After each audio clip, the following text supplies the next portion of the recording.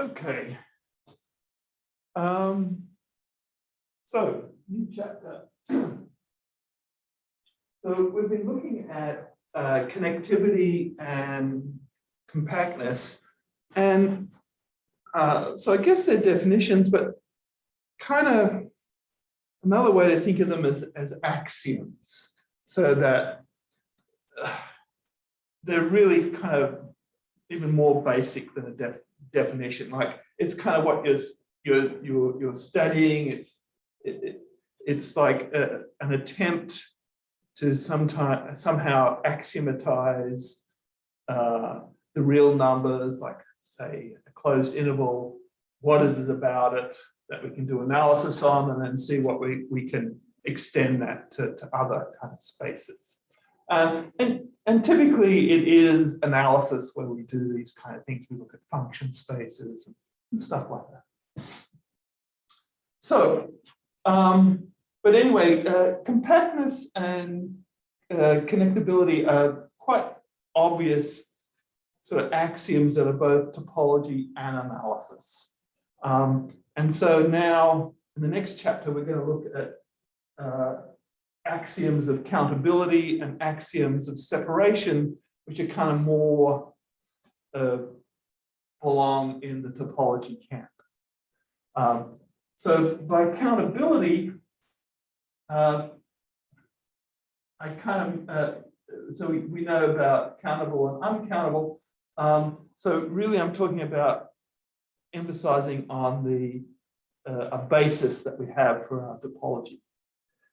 The other kind of axioms we'll be looking at are separation axioms, and we've already had a look at those, things like Hausdorff and T1. So by separation, is it possible to get stuff and sort of separate them out in your topology? Like a good way would be like, can you get disjoint open sets around your disjoint objects?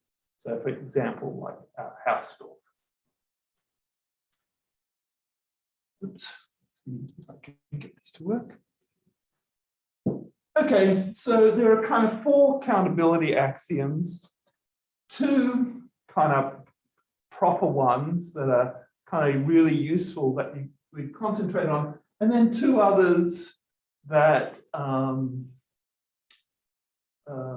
we sometimes make do with. So the first countability axiom we've already looked at when we looked at metric spaces.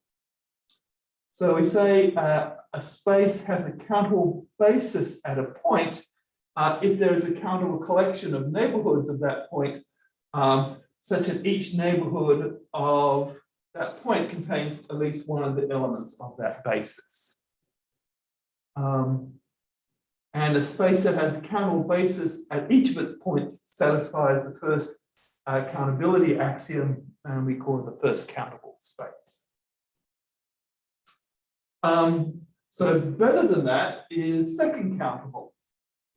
So if not only at one point, but if in the entire space there's a basis which is countable, then we call that space second countable.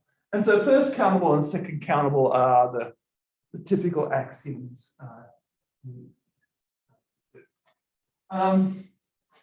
Sometimes you have to get away with other axioms. So for example, here is a generalization of compactness. So if we have a space for which every open covering contains a countable subcovering, that's a Linderlöf, or however you Swedish say that, space. Okay, so remember, it's compact if it's a finite subcover. So this is countable subcover. And then recall that we call a subspace of another space dense if the closure of that is the whole space. So the classic example that you would know would be the rationals inside the reals. Okay. So a space that has a countable dense subset is called separable, which is a terrible name, right? Because there there are other separable things. It's kind of like the word normal, like it's overused in mathematics. Okay. So we first saw first countable when we looked at section 21. Remember when we're looking at metric spaces?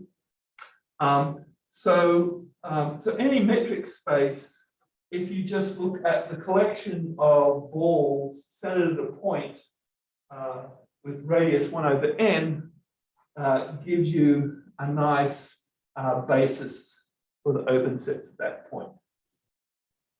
And then the thing that we saw when we looked at metric spaces was, well, we saw it for metric spaces.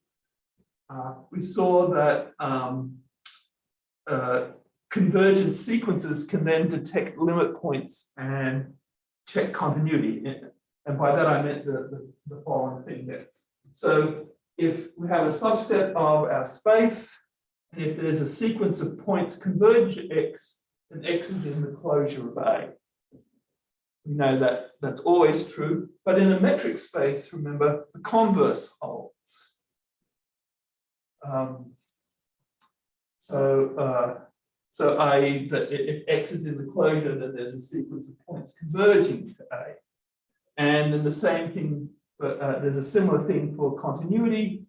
If we have a continuous function, then for every convergent sequence xn going to X in X, then the sequence f of xn converges to f of X.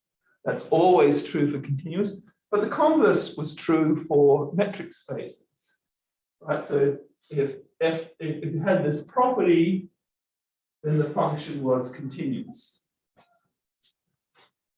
Okay, and well, when we looked at that proof back in section 21 of these two things, that was there was a lemma 21.2 and 21.3 said these things for metric spaces. If we replace metric space by first countable, the same thing happens, and it's exactly the same proof. So remember, the way that was proved, that was you use this thing to prove this in that sequence lemma. All you needed was a countable basis, and you would got exactly the same thing. So, so first countability gives you, can see, or straight away gives you quite nice properties for your topological space.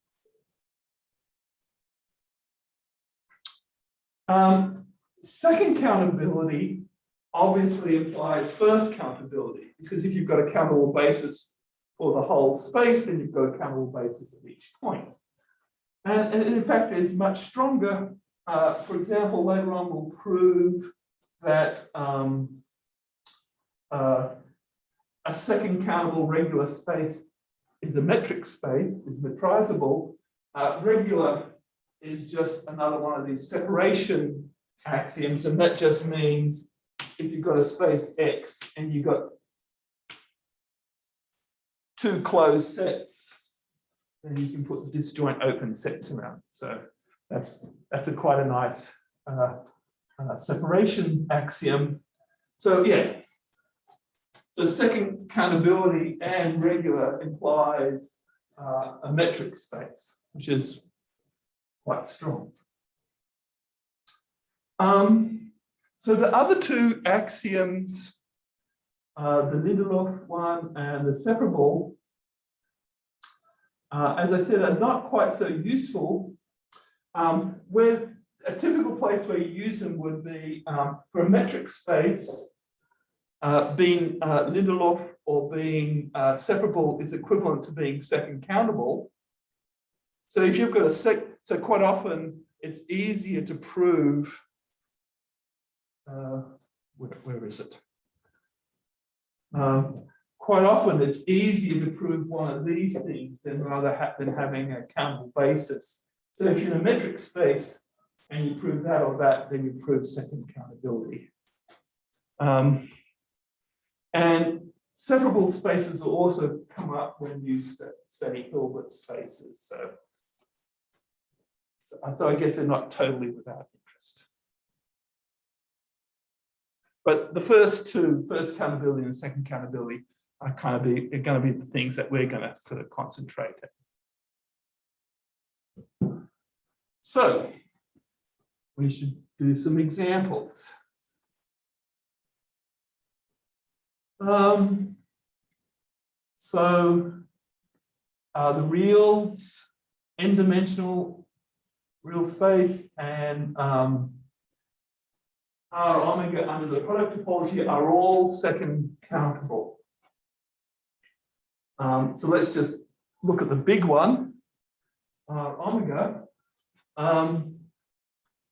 If you just look at all the products where you take, look at this basis where we look at the product of open intervals with rational endpoints. But in the product topology, remember, we only have a finite number of them. The rest of them are going to be R. Okay, that's going to be a basis for R omega. And since there's only finitely many intervals with rational endpoints, that's going to be countable. That's a countable basis. So that gives us a countable basis for R omega. And it gives us a countable basis for R if we just look at all open intervals with rational endpoints. That gives us a basis R. All rational blocks in Rn, i.e. Products of open intervals with rational points, is going to give us the basis for Rn. So that is second countable. Okay, what about a space which is first countable but not second countable? Well, if we look at R omega under the uniform topology, that is first countable but not second countable. It's first countable since it's a metric space. So we just, at each point, we just look at the balls of radius 1 on n, and that gives us a basis for that. Okay, why is it not second countable? Okay. Think of this subspace. Think of the subspace that just consists of sequences of zeros and ones. Okay, so that is going to be an uncountable set. Just think of binary expansion of a real number, for example. In the uniform topology, right, the subspace topology is going to be the discrete topology. Because remember, the uniform topology is what is it again? You look at the soup of the different differences, and it maxes out at 1. Right. So if the distance in the typical square matrix is more than 1, it's the minimum of the soup norm and 1. Right. And so these things are all distant in A, but all these things are 1 apart. So that's just giving us the discrete topology. And so if you have a space which has an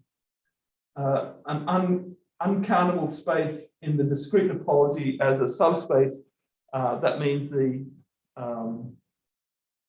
original space also has to be have an uncountable basis, right? Because any basis for A is uncountable because it's discrete, but then if that's the subspace topology, it gets from here because you're intersecting with open sets there. So the same thing must happen for R omega. Okay, what's a space which is neither first countable or second countable? Exactly, right? The box topology is obviously can't be no countability because just think of the collection of sets where you've just got some interval in one of them and 0 everywhere else.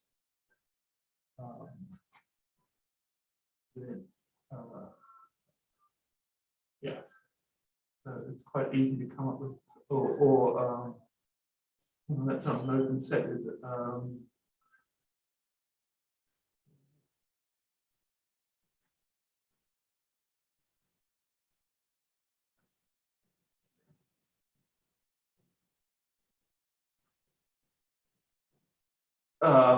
What am I thinking of? So yeah, you can have a collection of sets where what's a good example? Why is it basis elements?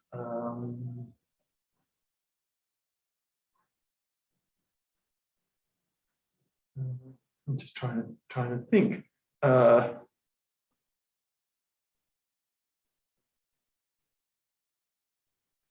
Oh yeah, you just have a collection of open, because you're allowed to have open intervals in all the different subspaces. You just have like in one subspace it has a ball that's set at 0, radius 1, then a half, then a third, a quarter, etc., going all the way down, and then you just mix all those ones up. That's going to give you an uncountable collection of open sets, and there's going to be no, and then you can use that to cover.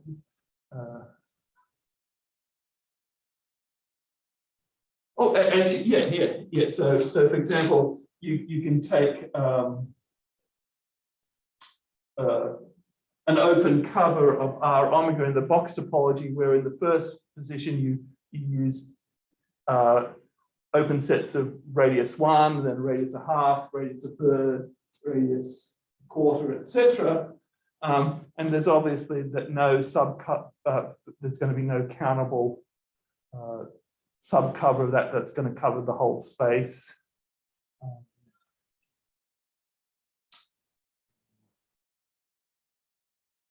Yeah. So it's not. I'm making more work of it than I should. But then let's have a look at some spaces that kind of mix them up a bit, like satisfy some countability axioms, but not all. So remember this guy. So this is the topology on the real line, which is generated by open sets like half open sets like this.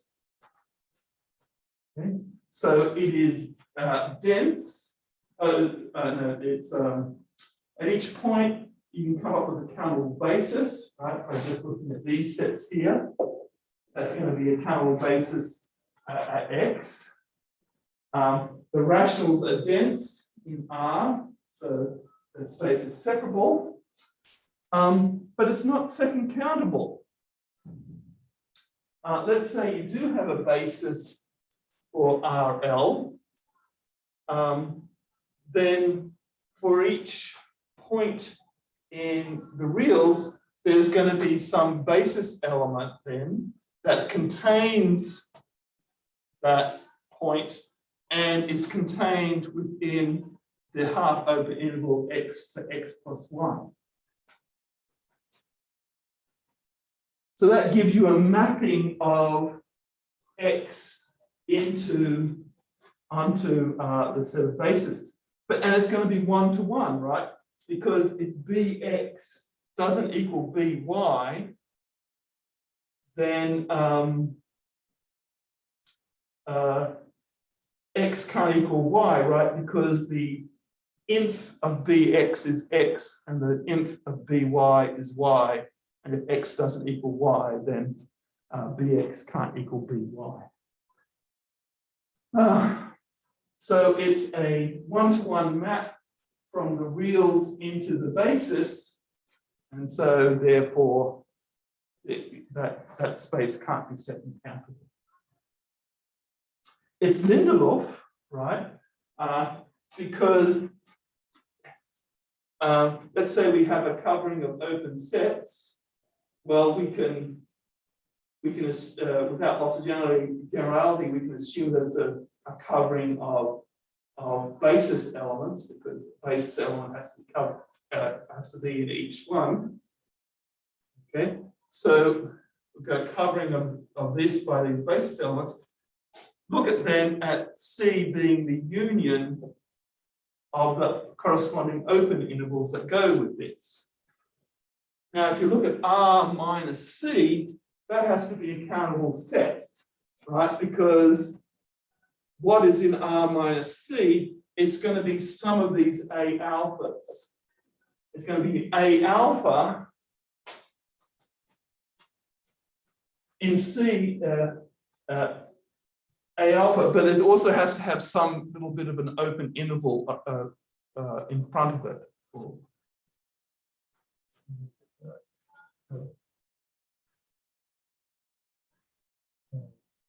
And so for each point there, I don't know if I want to say R minus C is countable.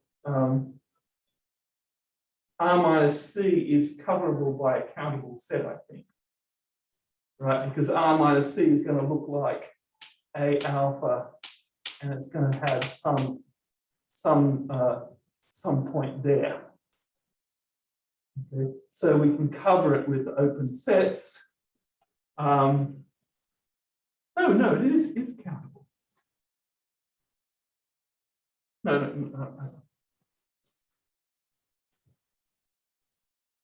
R minus C is countable, right? Because it's a collection of A alpha, but between A alpha and A beta, there has to be some open set that we're putting in between it, so we can that is countable. So for each element of this, we can just look at an element of our covering that contains it. But this subspace C is itself second countable, right? Because it's just a covering. J has to be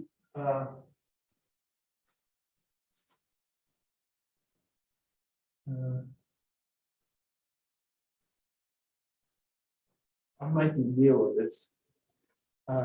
This space is second countable, so we can cover this by a countable collection. We can cover this by a countable collection. Therefore, we have a countable collection that covers RL. So that space there is an interval.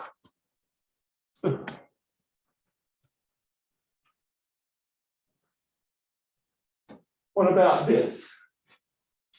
This is the right. So this is the set of functions from the unit interval to the unit interval with the product topology. It happens to be Lindelof and separable, but is not first countable.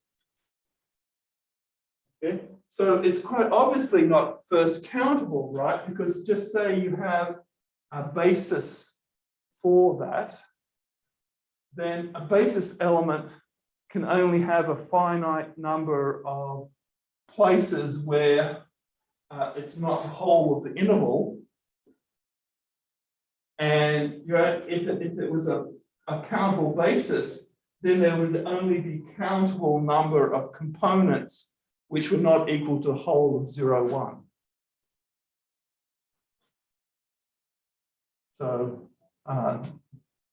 since there's an uncountable number of components, it can't be first countable. But it's a compact set, right? Because in the product topology,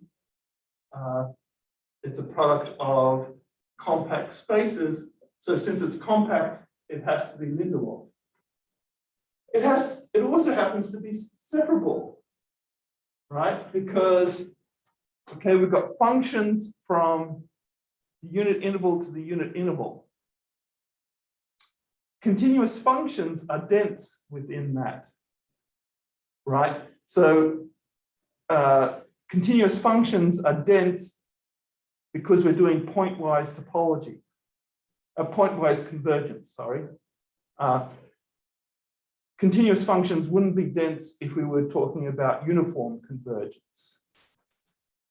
So you've seen this example, I assume, where here's a typical discontinuous function on 0, 1, we can have a sequence of continuous functions where we go 0 and then we go up by some really steep amount and then kind of like that.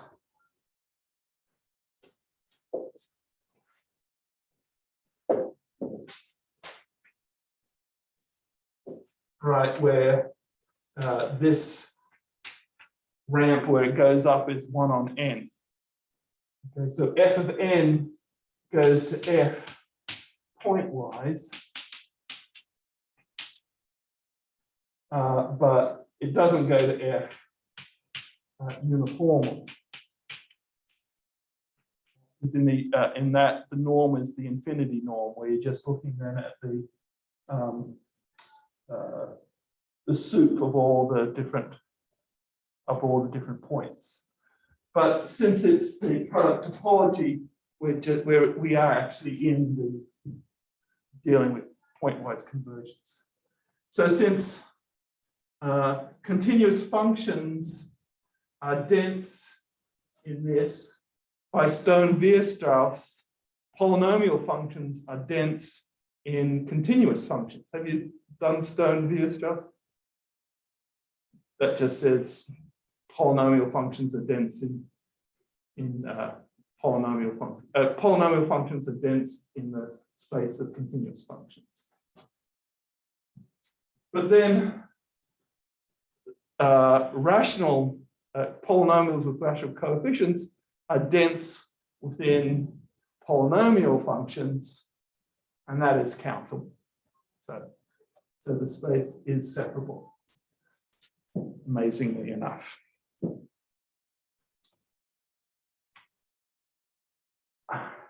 Here's a space that's Lindelof, but not separable or first countable. And it's a bit of a boring space because it's just designed just to be this counterexample. So if we just look at R and we add in a point, and the topology we put on it is it's the disjoint topology on R, and the open sets containing infinity are the sets where R minus W is countable. Then quite obviously it's Lindelof, right? Because giving a covering of R union infinity, there has to be an open set containing infinity. Its complement is countable, and then you just have singletons for that countable thing, for the whole thing is countable. But it's not separable, right? Because you've got this uncountable discrete set there.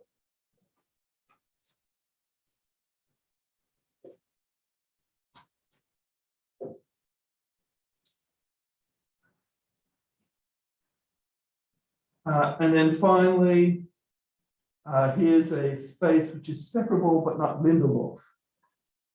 Okay. So what this is the space of functions from R to 0, 1.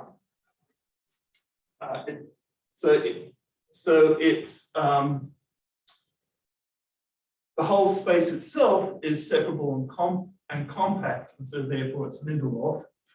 But if we just remove a point from it, it's still going to be separable, but it's no longer going to be Lindelof, right? Because, for example, think of the space where I take away the function that is the constant function 1.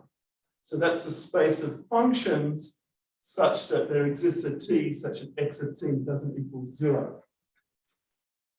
Then, if I look at the space where the x element of S such that x of t doesn't equal to 0, then S, right, is just going to be the union of all these sets. It's an uncountable union, right? We've got one for each element of R, but there's no finite subcover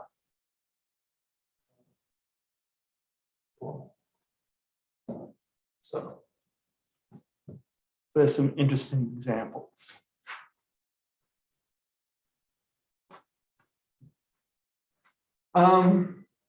Now, one of the reasons why we like first countability and second countability rather than Lindelof and separable is that they're well behaved.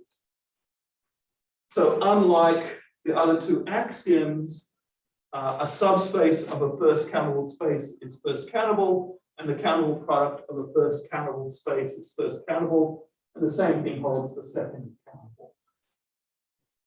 And that statement is not true for the other two axioms.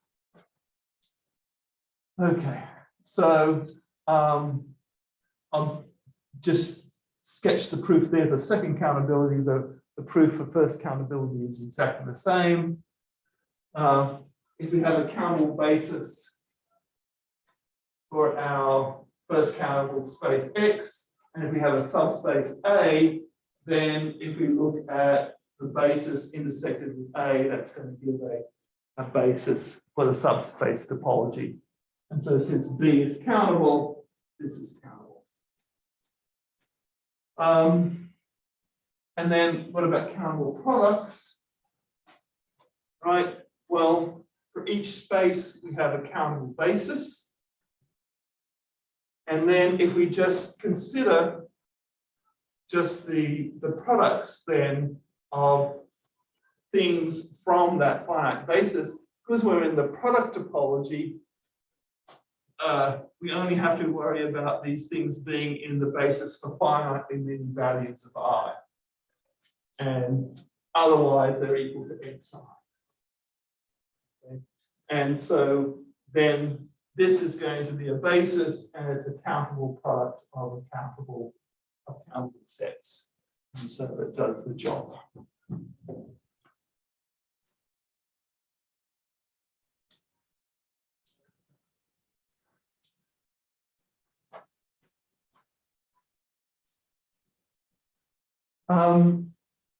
So second countability is strong. So we've already seen that if a space is second countable, it's automatically first countable. It's also automatically Lindelof and automatically separable.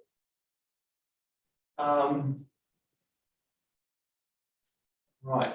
Why is it Lindelof? Well, let's say you've got an open covering of our space. We need to find a countable subcovering. Well, what you do then is for each positive integer, you choose an element of our open covering containing the nth basis element. And you do that where possible, right? You can't do it for every element of A, but you can do it for every element of the basis. So for each basis element, you can find a corresponding element of the open cover. And